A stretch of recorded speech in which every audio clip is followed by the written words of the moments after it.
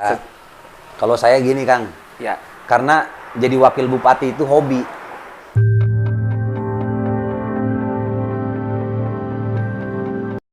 Assalamualaikum warahmatullahi wabarakatuh, pemirsa Kuningan Mas Waalaikumsalam. Channel. Kita kembali ke Bincang Santai. Kali ini kita berhasil mengundang Bapak Wakil Bupati kita, Bapak Muhammad Ridho Suganda. Terima kasih Pak Wabub nih Sami-sami Kang, sudah memenuhi undangan kami nih Pak Wabub. sami-sami. Jadi kehormatan sangat besar bagi kita Pak Wabub. Ini Pak Wabub maksud kita mengundang ingin lebih mengenalkan barangkali para tokoh kita Kuningan kepada masyarakat Kuningan ya Pak. Ya, Jadi kali ini Pak ingin ngobrolnya santai aja Pak, nggak yang berat-berat lah. Jadi nggak bakal nanya PDAU gitu kan. Nanti biar Pak Bupati aja. Jadi mungkin lebih ke ini mungkin Pak, banyak mungkin dari masyarakat ya yang penasaran nih Pak Wabub, usia kan masih muda gitu kan ya, sekarang aja kan 40 mah belum ya Pak ya. Dan dulunya itu konon di Bogor, lama di Bogor. Jadi termasuk saya sih masih penasaran sebetulnya sebelum terjun ke kancah politik, itu Pak Wabub itu jadi pengusaha atau mungkin dari pekerja dari sebuah perusahaan gitu, bisa diceritakan Pak Wabub. ya. Terima kasih Kang Deden. Yang pertama, Sami-sami. saya merasa berbahagia lah. Ya. Sampai akhirnya bisa hadir ke sini. Ya, kita juga berbincang-bincang di Kuningan Mas. Ini juga merupakan sebuah kebahagiaan dan kehormatan buat saya. Karena sudah beberapa kali kita gagal, gitu kan ya. Dengan berbagai macam alasannya. Tapi alhamdulillah sekarang kita bisa dipertemukan dan juga selamat, salam silaturahmi untuk semua. Yang pertama tadi disampaikan sebelum saya terjun ke dunia atau kancah politik gitu ya. Ya memang segala sesuatunya itu pasti melalui proses. Saya turun ke politik jadi wakil bupati bukan ujug-ujug jadi wakil bupati. Tapi karena memang melalui proses-proses politik yang memang pada waktu saya tinggal di Bogor dan lain sebagainya sudah saya lewati.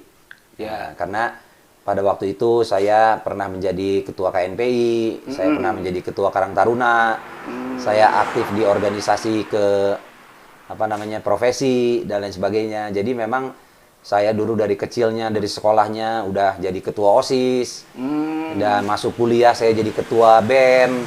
Nah, memang sudah berproses gitu. Jadi tidak semata-mata ujuk-ujuk saya muncul di Kuningan tiba-tiba jadi salah satu kontestan pilkada. Kalau istilahnya mah bukan karbitan lah gitu Pak. Jadi memang ini juga perlu dijelaskan dan juga perlu disampaikan kepada masyarakat. Karena saya juga berusaha sebaik-baiknya, berusaha semaksimal mungkin untuk bisa terus belajar. Untuk terus belajar bagaimana caranya bisa melayani masyarakat dengan baik. Dan pada waktu itu memang perjalanan karir saya ya ditunjang melalui kegiatan-kegiatan usaha. Ya. Nah, kegiatan usahanya tapi tidak ada yang di Kuningan. Gitu dulu. Jadi walaupun orang tua saya seorang bupati, saya tidak pernah punya usaha di Kuningan. Oh. Gitu ya. Khususnya yang menggunakan anggaran APBD. Kalau usaha-usaha yang di luar anggaran APBD ya mungkin ada. Nah, tapi kalau untuk menggunakan anggaran APBD, misalkan saya ngambil proyek dan segala macamnya, itu sama sekali saya belum pernah mencicipi anggaran APBD Kabupaten Kuningan. Jadi nggak menikmati kekuasaan lah. Pada waktu itu, padahal orang tua saya, ya istilah kata bisa dibilang, pada waktu orang tua saya menjabat, banyak pembangunan di Kabupaten Kuningan. Banyak bantuan anggaran dari provinsi maupun pusat. Ya. Tapi alhamdulillah pada waktu itu memang kita diajarkan untuk bisa terus mempertahankan totalitas dan integritas dari orang tua saya dulu. Akhirnya kita semua, baik saya maupun kakak, itu memang bekerja dan juga berusaha di Kota Bogor. Di Kota Bogor. Di Kota Bogor. Ya, karena kita melihat yang pertama karena memang kita ingin, ya kita sayang sama orang tua, tidak mau mencelakakan orang tua. Akhirnya kita berkarir di Bogor. Saya jadi ketua KNPI di Bogor, saya jadi ketua Karang Taruna di Bogor, sampai saya pada waktu itu juga ya kita melihat adanya beberapa peluang yang kiranya bisa dijadikan sebagai sumber operasional kita lah pada waktu itu, jadi seorang pengusaha. Nah, jadi masuk terjun ke dunia politik pun saya rasa memang sudah dibekali oleh pengalaman dari dunia usaha. Jadi turun ke politik itu ternyata memang tidak boleh main-main, apalagi kalau belum mempunyai bekal ilmu maupun juga dari finansialnya. Nah, ini juga harus kita sama-sama pikirkan dan juga harus dijadikan sebuah acuan. Memang pada saat ini menjadi seorang politisi itu berat tantangannya. Berat tantangannya itu yang pertama, khususnya untuk saya pribadi, karena pada waktu itu, ya saat ini pun mungkin akan sama pada semua politisi-politisi muda, anggapan masyarakat kepada politisi muda ini pasti tentunya akan berbeda dengan politisi-politisi yang memang punya jam terbang yang tinggi dan lain sebagainya. Karena kami dinilai sebagai ya orang-orang yang belum punya pengalaman. Anak bawang ataupun juga budak kamari sore kan gitu ya. Tapi ya alhamdulillah dengan berjalannya waktu, dengan kesempatan yang diberikan, akhirnya kita bisa sedikit-sedikit menunjukkan kepada masyarakat bahwa anak muda itu sekarang juga punya peran dalam semua lini pembangunan, khususnya di Kabupaten Kuningan. Sekarang banyak keterwakilan anak-anak muda di Dewan, di DPRD. Ini juga sudah menunjukkan bahwa adanya sebuah perubahan dan juga pergeseran generasi.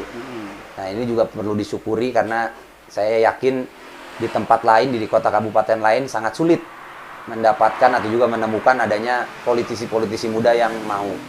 Karena begini Kang, mempunyai keinginan menjadi seorang politisi itu menurut saya landasannya itu harus tetap kepada pelayanan publik gitu ya.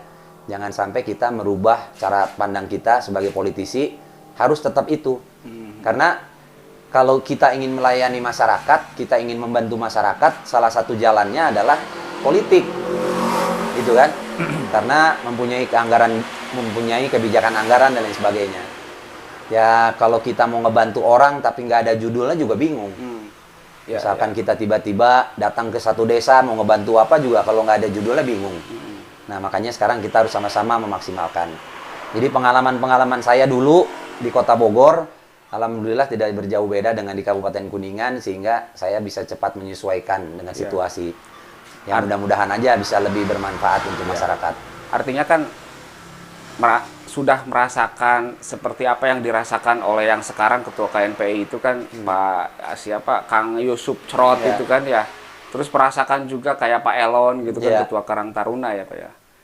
Nah kalau boleh tahu nih Pak, bidang usahanya dulu di Kota Bogor apa? Bidang usahanya dulu saya di konstruksi padahal. Oh, konstruksi. Saya dulu juga di bidang konstruksi, juga di bidang migas dan lain sebagainya.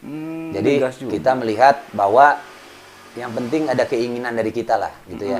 Kita juga tadi disampaikan menjadi ketua KNPI dan juga menjadi ketua Karang Taruna itu karakteristiknya berbeda.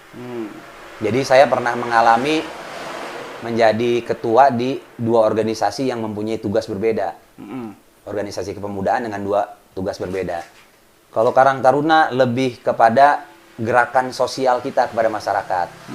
Bagaimana caranya bisa mengentasan kesenjangan sosial di tengah-tengah masyarakat, khususnya anak muda. Tapi kalau di KNPI itu sebetulnya miniatur politik. Karena di dalamnya itu banyak sayap-sayap partai politik. Jadi kepentingan politiknya juga besar. Kepentingan politiknya besar, kemudian juga langkah KNPI itu harus punya satu ide gagasan untuk bisa menjadi sosial kontrolnya dan lain sebagainya. Nah, jadi menjadi ketua KNPI itu harus harus kritis dan tidak boleh istilah kata ya, tidak boleh menjadi underbow kekuasaan pemerintah, kekuasaan. Nggak bisa kalau begitu. Karena kalau sampai begitu nanti nuansa KNPI-nya akan hilang. Kalau KNPI itu kan ada dari berbagai macam warna. Berbagai macam warna, berbagai macam OKP, ada OKP pasukan, ada OKP dari kelompok kemahasiswaan, ada OKP dari kelompok manapun juga. Jadi kalau sekarang kita memposisikan diri sebagai hal tersebut ya justru nantinya akan jadi rancu kan gitu. Nah, karena yang dikeluarkan dari KNPI itu harus sebuah kritik membangun, gitu kan? Harus mempunyai sebuah peran untuk bisa memberikan keseimbangan kepada lajunya pemerintah.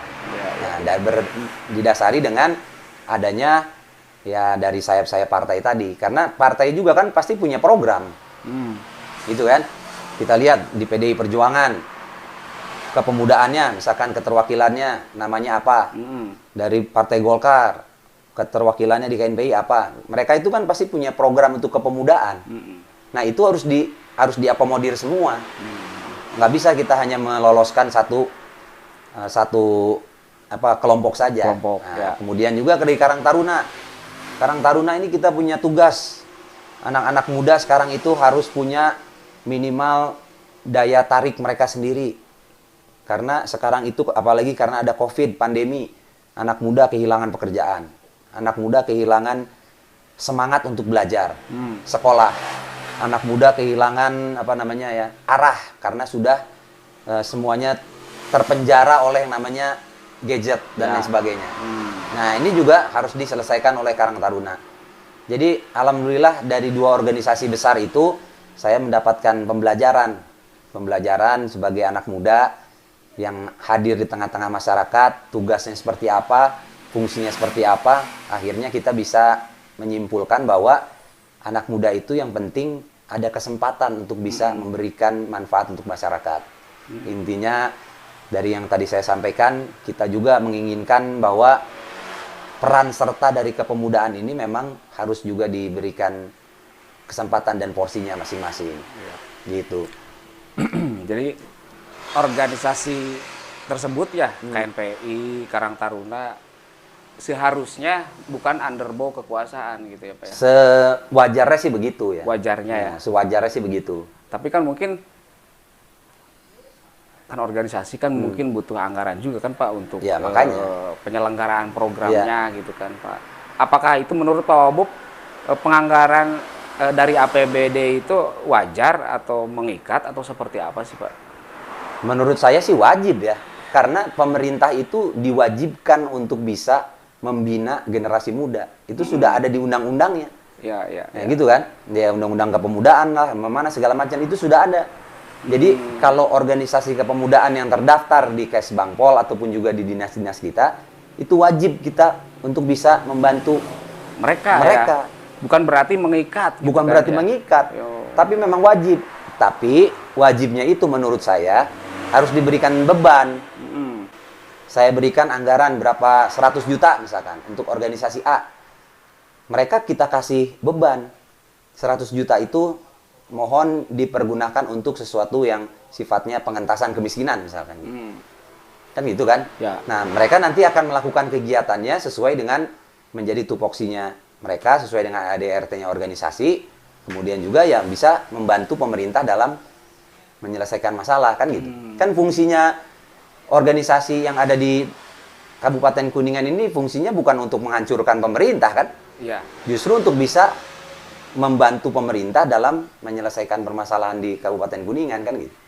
Nah, makanya anggaran itu harus bisa dipertanggungjawabkan sesuai dengan tugas yang kita berikan. Gitu. Jadi kalau namanya anggaran itu nggak perlu jadi temennya saya juga sudah harus dapat anggaran. Ya betul. Itu kan, itu mah sudah harus. Tapi dilihat dari itu tadi. Nah kalau misalkan kita berikan anggaran tapi tidak sesuai dengan harapan kita, harap dievaluasi nanti. Dan organisasi itu pun harus bisa menerima. Bukan berarti kita akhirnya harus nurut sama kekuasaan, bukan. Gitu, karena dulu pengalaman saya gini Kang, saya dulu jadi ketua KNPI, itu saya bisa menang lawan orang yang dipersiapkan oleh wali kota Bogor dulu. Head to head maksudnya? Head to head. Jadi ketua KNPI ya pada waktu itu, ya calon ketua KNPI pada waktu itu memang orang yang didukung oleh kekuasaan zaman dulu. Ya. Nah, tapi yang menang itu kan justru yang berlawanan. Tapi tetap anggaran kita mendapatkan anggaran. Bukan didukung sama Pak Wakil Wali Kotanya gitu? Enggak ya?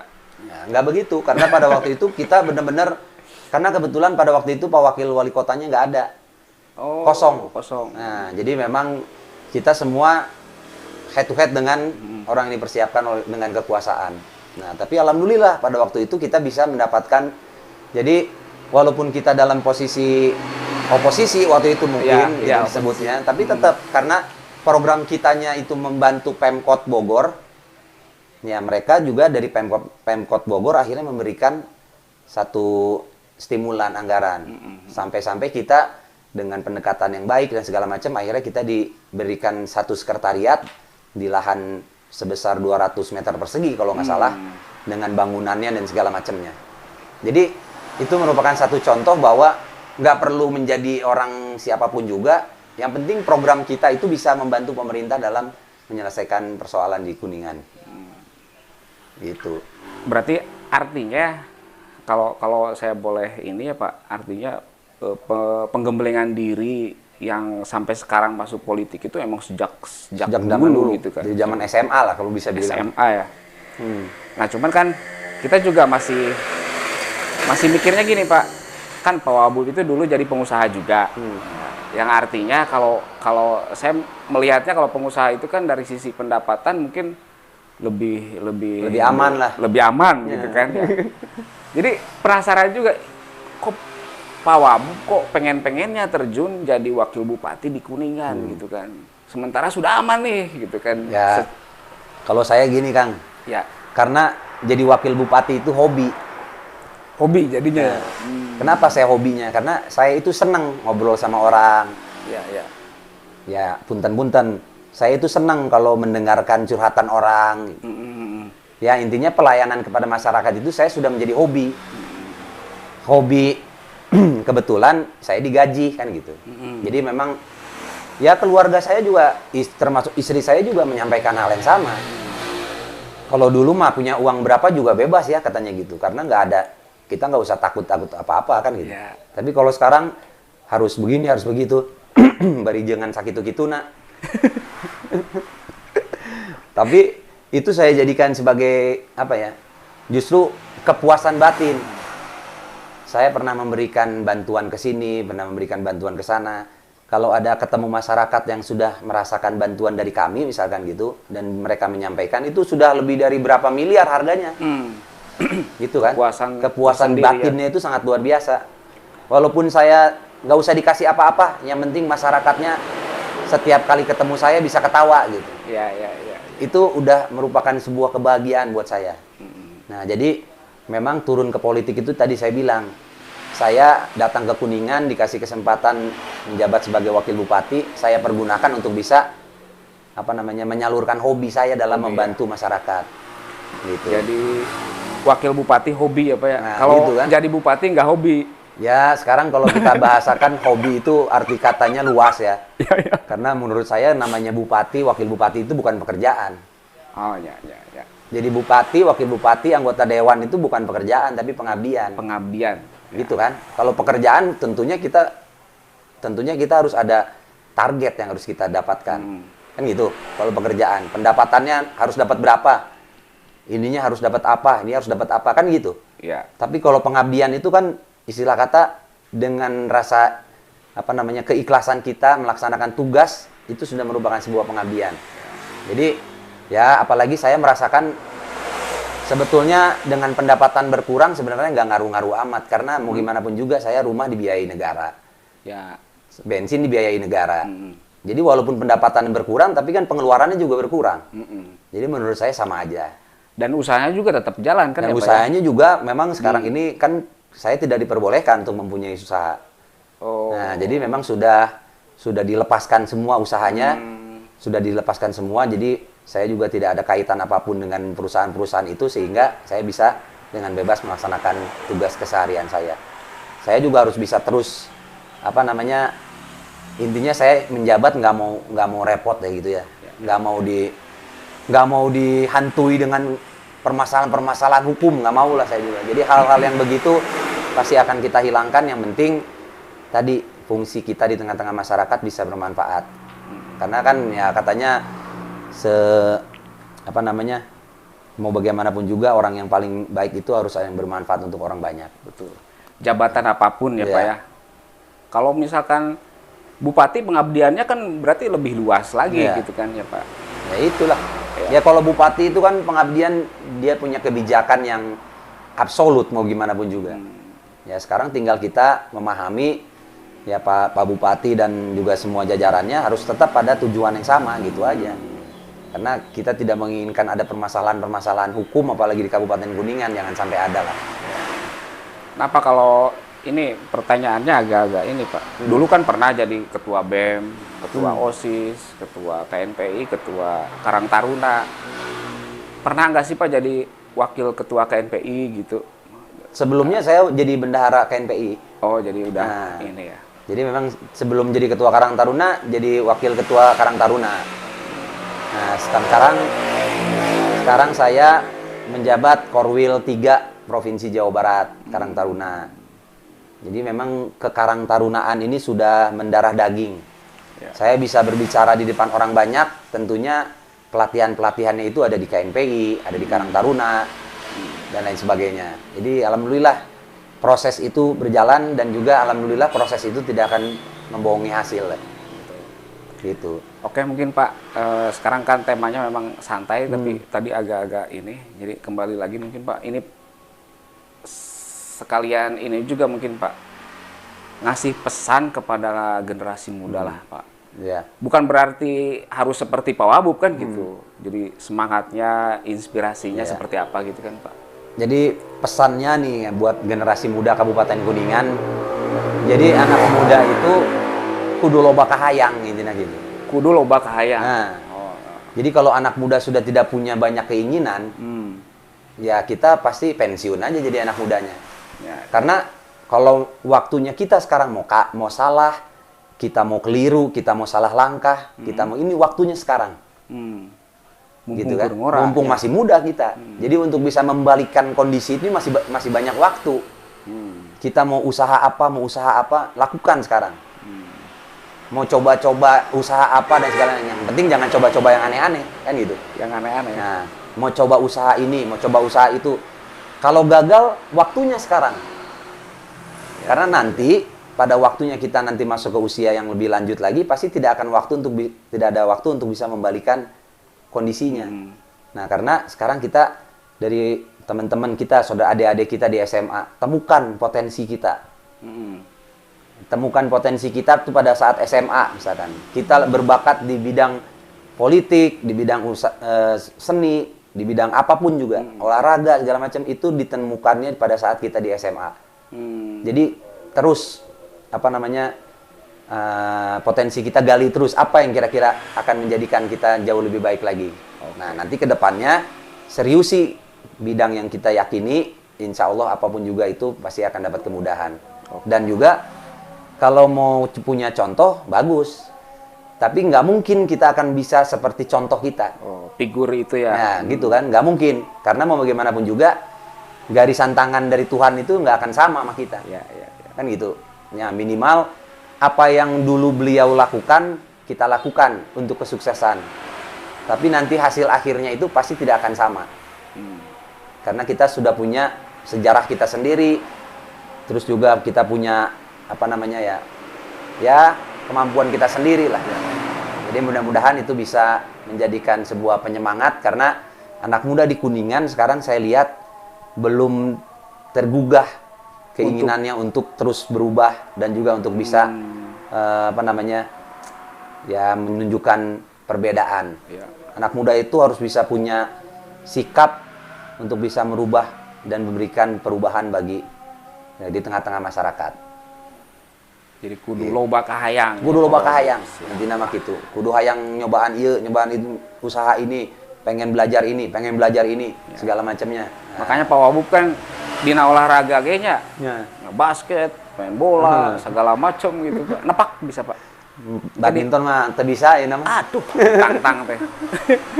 Karena olahraga itu hiburan buat kita mah gitu. Ya alhamdulillah kita di sini nggak ada kafe-kafe yang aneh-aneh gitu kan. Nah, jadi hiburan kita ya olahraga gitu. Bisa bertemu dengan masyarakat itu dengan kegiatan olahraga, nggak usah yang aneh-aneh. Jadi ya kita semua harus mempertahankan lah hal-hal yang gitu itu. Lagi pula imunitas tubuh juga. Betul, karena Kuningan juga kan agamis ya Pak ya. Agamis lah, harus agamis kita. Oke lah, Pak Obuk nih hatur nuhun sekali deui, Sami-sami, Pak. Kang. Mun Mudah-mudahan nanti bisa berlanjut lagi. harus lanjut, Pak. Tadi hanya preambul gitu kan.